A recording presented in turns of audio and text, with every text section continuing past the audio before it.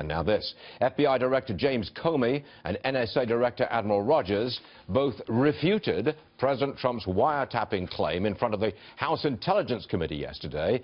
Governor Huckabee joins us now. Governor, a lot of our viewers are pretty angry at the president for that crazy tweet at 6:30 in the morning about President Obama bugging Trump Tower. If it wasn't for that, we wouldn't be having all this distraction. We'd be concentrating on what the president's doing with Obamacare. Well, I mean, we say that, but truth is, if it wasn't that, the press would find some other reason to be upset with Donald Trump. Let's just accept this. The press hates Donald Trump more than they loved Obama, and they loved themselves some Obama for 8 years, and this is just the way it is. Donald Trump is going to tweet. He's going to say what he thinks. I like the transparency. Sometimes he may step on his own tongue, but so what? I'm delighted to know what he's thinking. So it's a distraction, it's refreshing to have somebody who's candid. This is a long-running distraction. It's not going to go away. It's of the president's own making. I mean, he shouldn't have done this, should he? Well, I'm not going to argue with him. Look, he's the president. I'm not.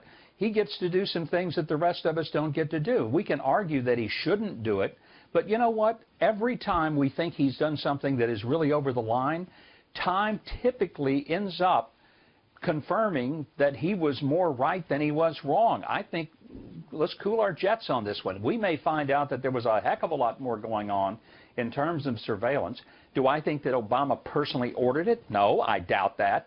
But was there surveillance of private citizens? I think we're going to discover that there most certainly was. And the New York Times said that back in January. So it's not like that only the Trump supporters have even made that allegation. When the president gets into that meeting with House Republicans today, he's not exactly on trial, but it's a test of his ability to negotiate. You think he's going to get the votes he needs for the Thursday House vote? Well, I think like any good deal maker, he's going to end up seeing some changes to the deal. I don't think he'll get it for the bill that is currently in form. But remember, no matter what comes out of the House, it's got to go to the Senate. They're going to make their changes in it. The Senate never looks at something the House did and said, gosh, the House, they're terrific, they're brilliant, they're wonderful. Let's just leave it alone and don't touch it. That has never happened in the history of America, and it isn't going to happen now. So part of the deal is that this is always in transition. There's always going to be a little sausage making going on, not necessarily fun to watch, but it'll come out, and I think he's going to prove himself to be a great deal maker. We hear there are tweaks in the works, such as more tax credits for older people. States can impose a work requirement on Medicaid recipients. States can get different options on how they receive Medicaid funds.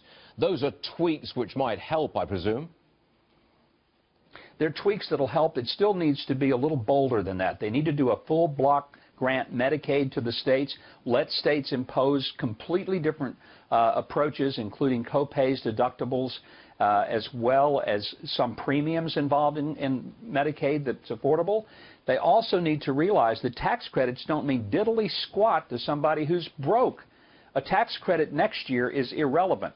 I know they love to play with words like let's don't have a subsidy, but Stuart, if you're poor and you can't pay the premium, getting a tax credit next year does not really help you. And somebody's got to get out of that think tank mindset and get down to the real world where a lot of unemployed and barely employed people live and change that language and change the approach. At the end of the day, does it go through the Senate, get something out there, and it's signed by the president by the end of the spring? You think that? You think that's going to happen?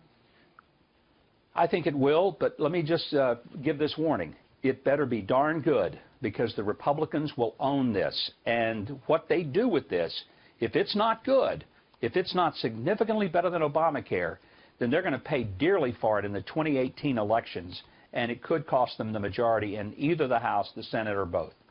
May I have a quick comment? You were the governor of Arkansas. The state is going to execute 8 inmates in a 10-day period. Your comment on that, Governor?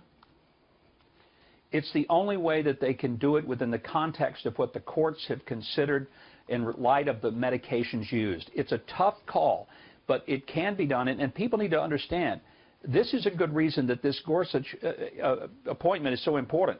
The courts have got to start acting with a reasonable level of application of the law.